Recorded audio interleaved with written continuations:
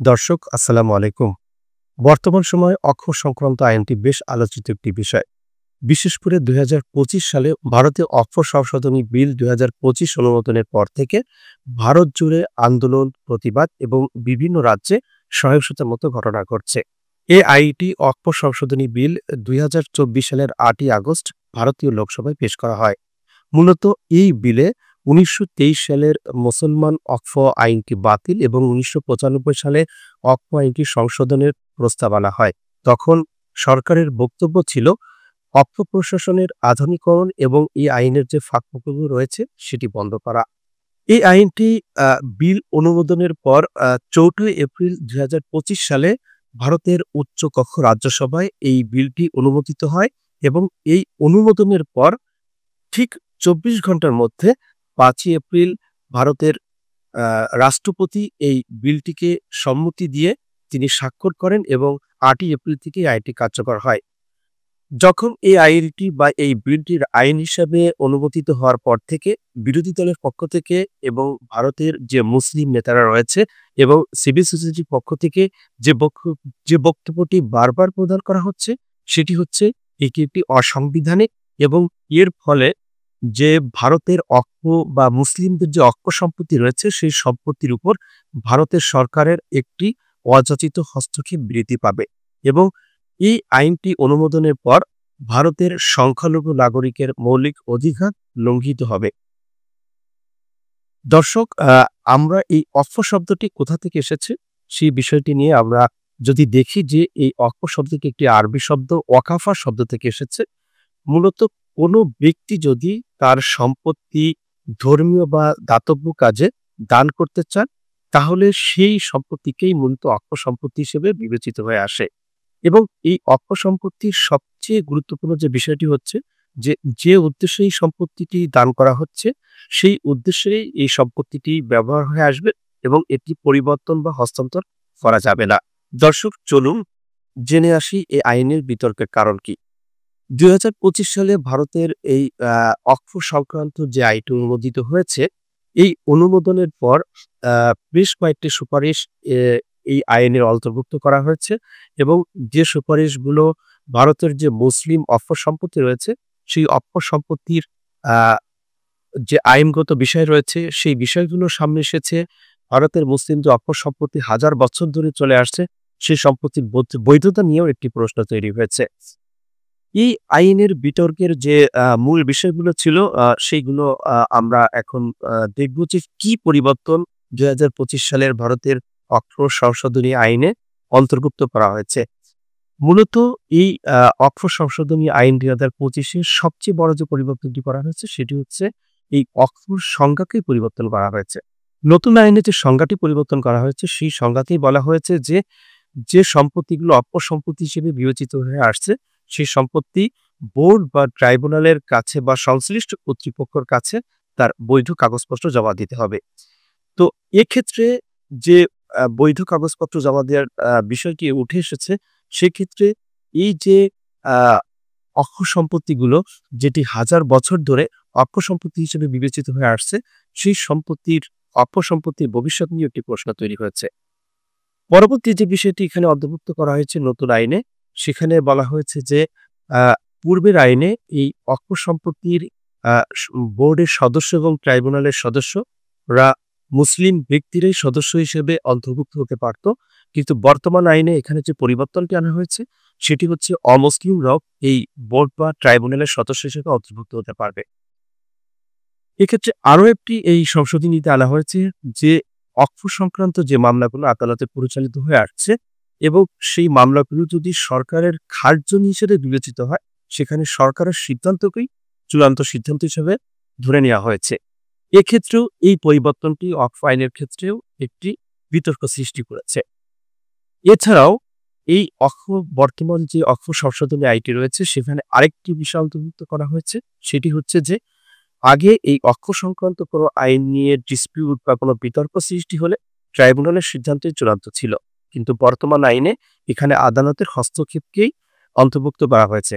অর্থাৎ এই ট্রাইব্যুনালের সিদ্ধান্তে কেউ যদি সংক্ষুব্ধ হয় বা কোনো বিতর্ক সৃষ্টি হয়, সেক্ষেত্রে তিনি ৯০ দিনের মধ্যে ভারতের হাইকোর্টে আপিল দায়ের করতে পারবে।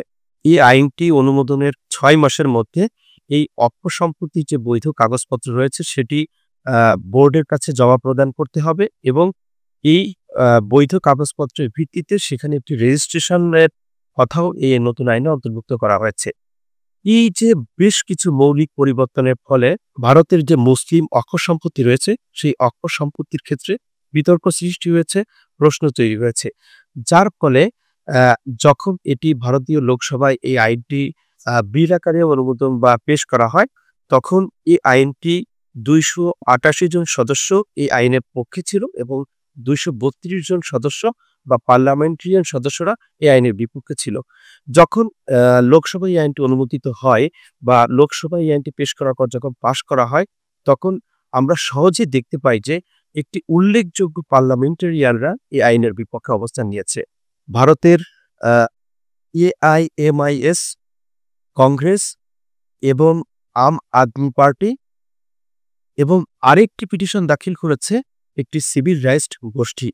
অর্থাৎ এই বিরোধী দল এবং এই সিভিল সোসাইটির পক্ষ থেকে যে ভারতের এই আইনটি অনুমোদনের পর এই আইনটিকে চ্যালেঞ্জ করে ভারতের সর্বোচ্চ আদালতে যে পিটিশনটি দাখিল করা হয়েছে, সেই পিটিশনটি শুনানির জন্য ভারতের সুপ্রিম কোর্টের প্রধান বিচারপতিকে প্রধান করে একটি ৩ সদস্য বেঞ্চ গঠন করেছে। এই ৩ সদস্য বেঞ্চ গঠনের পর এই আইনটি নিয়ে যখন আদালতে শুনানি হয়েছে, তখন বেশ কিছু প্রশ্ন এখানে উত্থাপিত হয়েছে। বিশেষ করে ভারতের যে মুসলিম অক্ষ সম্পত্তি রয়েছে, এর মধ্যে একটি গুরুত্বপূর্ণ মুসলিম অক্ষ সম্পত্তি হচ্ছে ওয়াকফ বাই ইউজার। অর্থাৎ ভারতের এমন কিছু অক্ষ সম্পত্তি রয়েছে যেটি ৩,০০০ বছর পূর্বে থেকে অক্ষ সম্পত্তি হিসেবে বিবেচিত হয়ে আসছে এবং মানুষের মধ্যে সেই বিশ্বাস এবং এই সম্পত্তির দান, এই সম্পত্তি ব্যবহারের ক্ষেত্রেও এই অক্ষ বাই ইউজার সম্পত্তিগুলো হাজার বছরের পুরানো।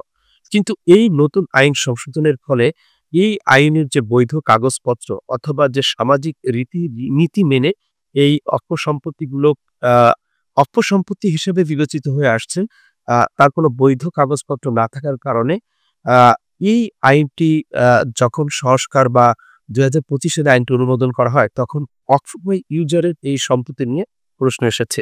এটিও আদালতের কাছে একটি গুরুত্বপূর্ণ বিষয় হিসেবে উত্থাপন হয়েছে এবং এই পিটিশনের পক্ষে সিনিয়র আইনজীবী যারা ছিলেন তারা এই প্রশ্ন উত্থাপন করেছেন যে ৩,০০০ বছরের পুরানো যে অক্ষ সম্পত্তিগুলো রয়েছে সেটির ভবিষ্যৎ কোথায়? যেখানে ভারতের ৮ লক্ষ মুসলিম অক্ষ সম্পত্তি রয়েছে, তার মধ্যে ৪ লক্ষ অক্ষ সম্পত্তি হচ্ছে অক্ষ বাই ইউজার। এই ৪ লক্ষ অক্ষ সম্পত্তির ভবিষ্যৎ অনিশ্চিতের মধ্যেই পড়ে গিয়েছে। এই পিটিশন মামলা শুনানির এক পর্যায়ে প্রধান বিচারপতি আদালতের সামনে বেশ কিছু প্রশ্ন উত্থাপন করেছেন এবং তিনি বলেছেন যে এই নতুন আইনে যে ওয়াকফ বোর্ড বা ট্রাইব্যুনালে অমুসলিম সদস্যদের অন্তর্ভুক্তির বিষয়টি এসেছে, এটি একটি প্রশ্ন জনগণের মনে এসেছে এবং প্রধান বিচারপতিও তিনি বলেছেন যে হিন্দুদের যে দেবত্ব সম্পত্তি রয়েছে সেখানেও কি সেই বোর্ডের মধ্যেও কি মুসলমানদের অন্তর্ভুক্ত করা হবে কিনা। এছাড়াও যে অক্ষ সম্পত্তিগুলো রয়েছে, যেই অক্ষ সম্পত্তির তদন্তভার ডেপুটি কমিশনারের উপর ন্যস্ত রয়েছে, তিনি কি এই সম্পত্তির বিষয়ে কোনো মতামত প্রদান করতে পারবেন কিনা। এছাড়াও প্রধান বিচারপতি আরো একটি বিষয় এনেছেন যে এই যে অক্ষ বোর্ড বা অক্ষ ট্রাইব্যুনালের যে সদস্যরা রয়েছেন, যারা এক্স অফিসিও অর্থাৎ এমএলএ বা এমপি বা জেলা ম্যাজিস্ট্রেট বা ডেপুটি কমিশনার যারা পদাধিকার বলে এর সদস্য হিসেবে বিবেচিত হয়ে আসছেন, তারা বাদে নন মুসলিমদের অন্তর্ভুক্তির বিষয়টিও একটি বড় প্রশ্ন তৈরি করেছে। পরবর্তীতে আদালতে এই মামলাটি শুনানির এক পর্যায়ে প্রধান বিচারপতির নেতৃত্বের যে বেঞ্চটি ছিল, তারা এই ২০২৫ সালে ওয়াকফ সংশোধনী যে আইনটি অনুমোদন হয়েছে, এই আইনটির বেশ কিছু ধারা পরবর্তী শুনানির আগ পর্যন্ত স্থগিত আদেশ প্রদান করেছেন। অর্থাৎ এই মামলাটিকে তারা আরও শুনানির মাধ্যমে একটি ফাইনাল রায় বা আদেশের দিকেই যাবেন এবং সেই যাওয়ার আগ পর্যন্ত পরবর্তী শুনানি পর্যন্ত কিছু বিষয়ের উপরে তারা স্থগিত আদেশ প্রদান করেছে।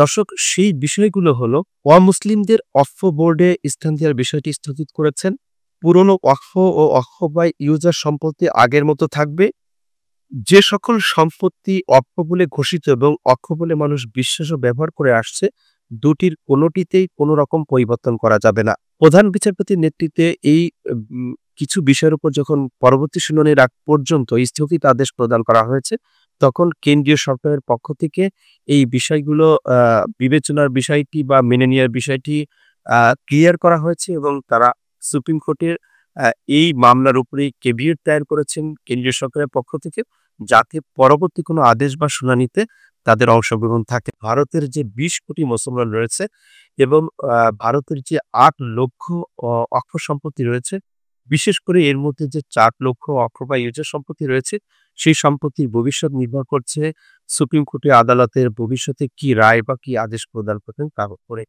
সে পর্যন্ত আমরা আ এই বিষয়টির উপরে পরবর্তী যে আপডেটগুলো আসবে, সে বিষয় নিয়ে আপনাদের সামনে হাজির হব। সেই পর্যন্ত আপনারা ভালো থাকুন, সুস্থ থাকুন। আজ এই পর্যন্ত। ধন্যবাদ।